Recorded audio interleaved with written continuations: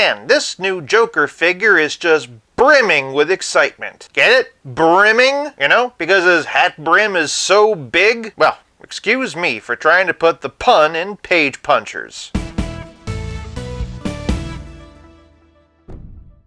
Welcome to 5 Points of Articulation. Today, I'm taking a look at the new Page Puncher's Crisis on Infinite Earths Joker. Huge thanks to McFarlane Toys for making this video possible by sending him to me to review. Starting with the packaging, and Page Punchers come in plastic clamshells. They also come with exclusive comic books. In this case, a reprint of Crisis on Infinite Earths number 9. All these possible villains. Here's a couple I'm hoping we get before it's too late. I'd also love to see them do Validus, though at the very least, Cheetah's a red platinum. For those searching for Joker in store, here's the UPC. For packaging, Joker gets 4 points. Moving on to presentation, and Crisis Joker stands at 7¼ inches, or thereabouts 18½ centimeters, and is mainly just a repaint of the McFarlane Digital Silver Age Joker, which itself is a modified Infinite Frontier. The only new additions being the soft goods overcoat and this new head. Hands down, this is one of the best Joker faces I think McFarlane has ever done. This one, of course, has the hat, which also looks pretty good, but I'll be honest, I've never been crazy about the super wide brim. Don't get me wrong, I know it's straight out of the comic, and McFarlane did a great job. I'm just saying it reminds me of the Trooper from Scary Movie 3. Seriously, between the hat and tie, have we ever considered that Joker's supposed to be a Texan? Well, tarnation, Batman!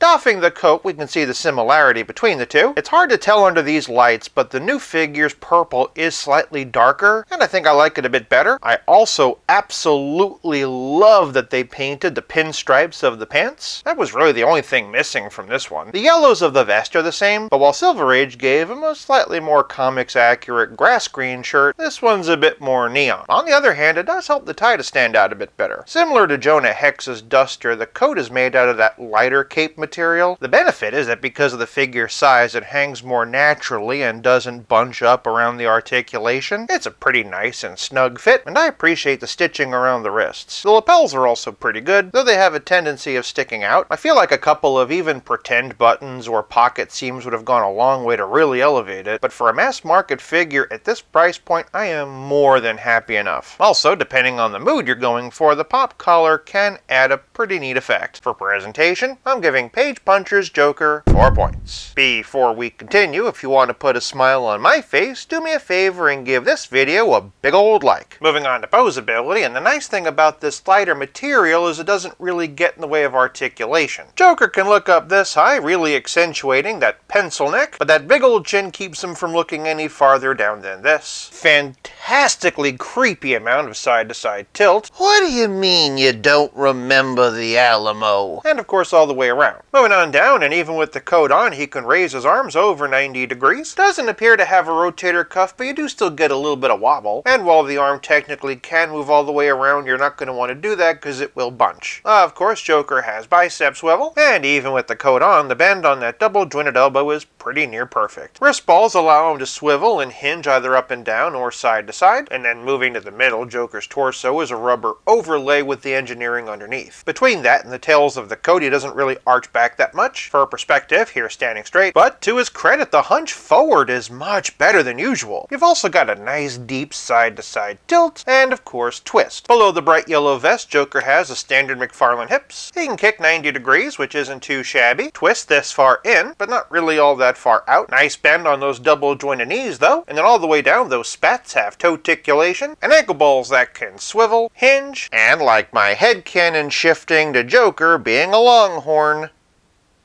pivot, thanks to a combination of a better than usual hunch forward and the coat not getting in the way of the joints. For Poseability, Page Puncher's Joker gets 5 points. Moving on to Playability, and Joker comes with a trading card and a figure stand, and of course that Crisis on Infinite Earths comic. Notice that for the trading card they erased Sinestro and just sort of drew a coat over it, but honestly as a trading card it looks better this way. Notice though that they also erased one other thing, Joker's revolver. Fortunately they did not erase it from the action figure figure itself. This figure is listed as 12 and up. Usually if the character comes with a firearm, it's listed as 17 and up. The times, they are a-changing, and I'm here for it. Also, and notice these little red flags on the card? Those are left over from the bang bang coming out of his gun. I'm not gonna lie, it's actually kind of funny that they accidentally left those in, but it kind of makes me wonder if a bang bang gun would have been a workaround of the whole weapon thing this whole time. That said, since this is mostly reuse, it would have been nice if they gave him some extra hands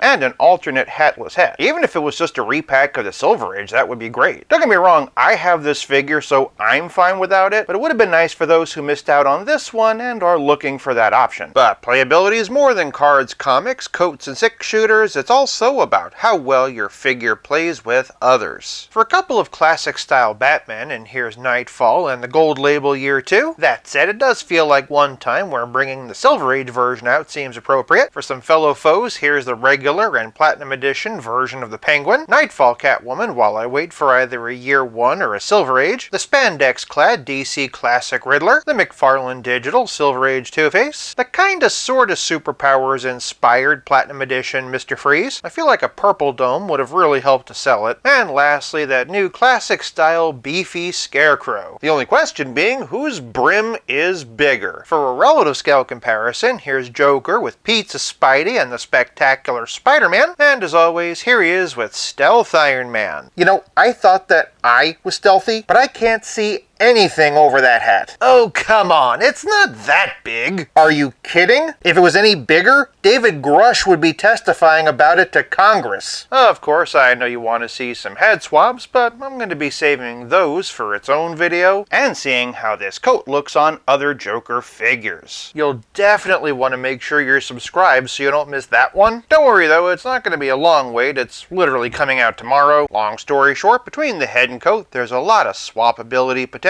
But while I enjoy the comic and really appreciate the gun, I do feel like he could have benefited from just a little bit more in the box. Thanks to the swapability though, and for playability, I am giving Page Puncher's Joker 4 points. This leaves us with nothing left to discuss but the price. Depending on where you get him, Joker's gonna set you back between 28 and 30 bucks. Obviously, I would love it if these were still $25, but that's unfortunately due to world events. Looking at it through that filter though, and if this was just $25, I'd have been more than happy. That said, the costs have gone up, so I do need to be fair. For price, I'm giving Joker a still okay 3 points, averaging out to a grand total of 4 out of 5. Once again, and huge tip of the hat to McFarlane Toys for sending him my way. Sound off in the comments below and let me know where this look ranks in your Joker collection. While you're down there, make sure you're subscribed so you don't miss my upcoming head swap and coat swap showcase. For more Joker videos, check out one of these, and until next time, play nice and have fun. Huh, no blooper reel this time. Well, tarnation!